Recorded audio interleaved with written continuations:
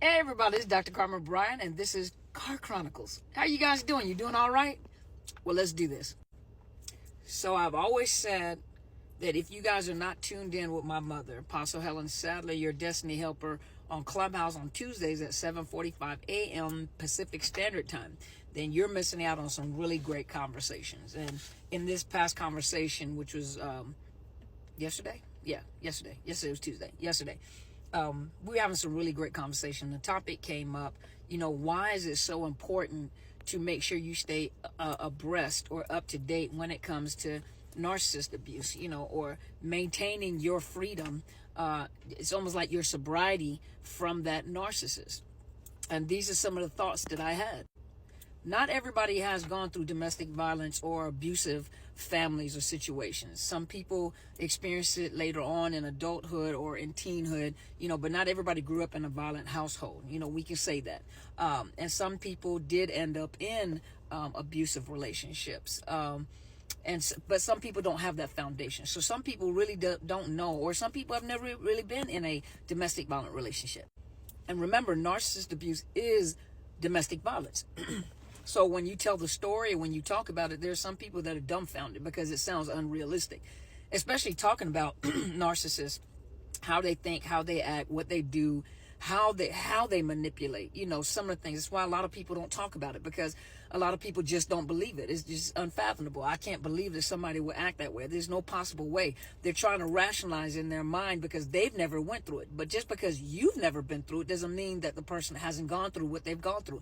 Just because, you've never had a child doesn't mean it doesn't hurt to have a child. Now, there's some people that get an epidural, may not feel the pain, but that doesn't mean that the pain doesn't exist because you did not have a child. Makes sense, right? But that's the same way. If you've never been in an abusive relationship, especially with a narcissist, which is like, top tier above domestic violence, just regular old domestic violence, where there's nothing regular about it. But, these individuals, they're soul hunters, and their whole goal is to get into your minds, to change your narrative, to change your thought process, to get you addicted to them, and when you get out of the situation, you're not like the average person. I want my life back. I want things to go back like they were. That'll never, ever happen. You are now what the military calls a veteran, a military veteran.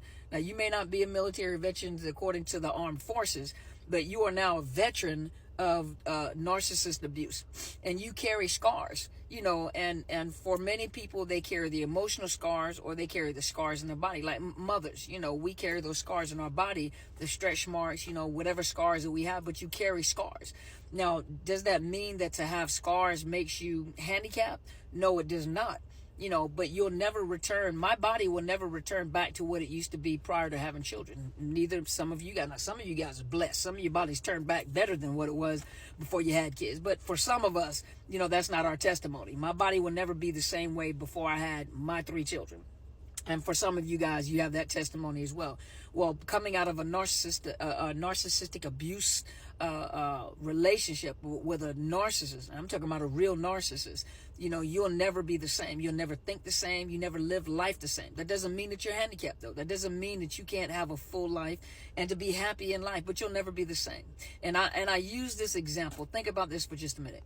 For those that have been addicted to substances in the past, whether you were addicted to drugs, alcohol, some type of substance, pills, whatever, that your life will never be the same. You go through, you may have been through treatment, you may not have been through treatment. You may have stopped cold turkey, but you still have some addictive personality, addictive traits, but one of the most important things that you learn after, you have reached sobriety is they teach you how to maintain sobriety by avoiding certain places, avoiding certain people, paying attention to your triggers, your anxieties. What do you do? What are your coping skills? Introducing new coping skills.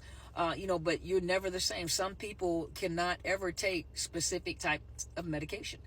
There are some people that have ADHD that come out of drug addiction, and their choice of drugs was methamphetamines or cocaine, anything that was a stimulant. but they can't, and they come in out of it, and they may have ADHD, and they have to make sure to inform the doctor so that the doctor makes sure that they don't give you medications that can cause you to, go back into your addictions. And, for ADHD, stimulants is the primary way of treating. Adderall, amphetamine salts, Ritalin, Concerta, those type of medications are the medications that are used to treat ADHD, to manage those symptoms. And those are all stimulants. Think about it. Amphetamine salts, think about that. But they do have some non-stimulants, what they use with children. I think it's called Theyre. That's some non-stimulants. Now, this is for educational purposes. Please go speak to your medical provider, your primary care provider. This is only for educational purposes. It's not to diagnose or give you any kind of recommendations for medications. Just disclaimer. But from that point forward, when people come out of addiction, there's certain medications they no longer can take. They can't take certain medications. There's certain medications after surgeries they cannot take. There's certain things they just will not take, because if it makes them feel a certain way, it can cause them to go spiral back into active addiction. And so likewise, when you come out of narcissist abuse, your life is different. You have to think on purpose. You have to live on purpose. Most of you guys are very suspicious. Most of you guys are very careful now when it comes to friendships and dating. And some people have said, I'll never date again. Don't cut yourself off, because there's somebody awesome out there for you. But you have to take that time to heal. But, it's not the time to jump right back into another situation. But unlike some people, you have everything that you do has to be done through, thoughtfulness.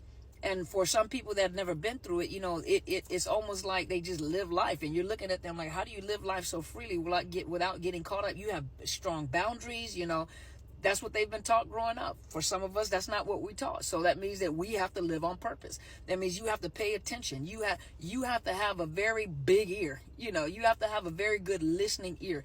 You have to really pay attention to people's behaviors. If the words match, what their behaviors. Do your words match your behaviors? And you have to pay attention.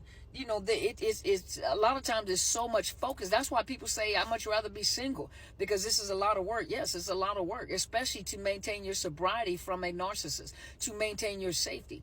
And of course, watching these type of videos and staying abreast on the changes with narcissists. You have to remember that narcissists do not change, they evolve. And they evolve because they listen to people, so they learn how to manipulate better. Instead of just manipulating you one-on-one and staying incognito where nobody can find me out, now it is out there. The information is out there. So people, young kids, teenagers, are talking about narcissist manipulation and gaslighting. The words are now out there. They understand. They're learning. And then you have to stay abreast, because the narcissist now, it's more like, well, if I can't hide, I'm just going to come out in public, because it's almost like the infamous Bigfoot.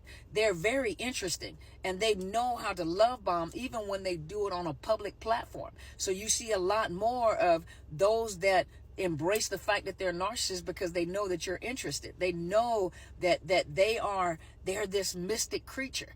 And to talk, you watch them on camera, and some of them are very attractive, very handsome, very beautiful, and you're just mesmerized because they know how to use that charm. They know how to mesmerize. Remember the snake on the Jungle Book? They know how to mesmerize you. It's almost like hypnotic. And then you have these flying monkeys defending them. They're perfectly innocent. They have a grasp, and they have understood that they are narcissists, and now they're trying to educate people. When have a narcissist ever tried to educate anybody?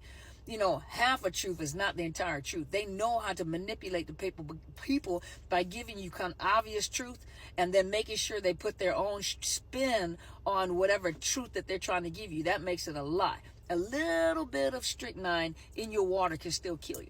And you have to understand that they're evolving. So they're learning how to manipulate people more, where people are defending them.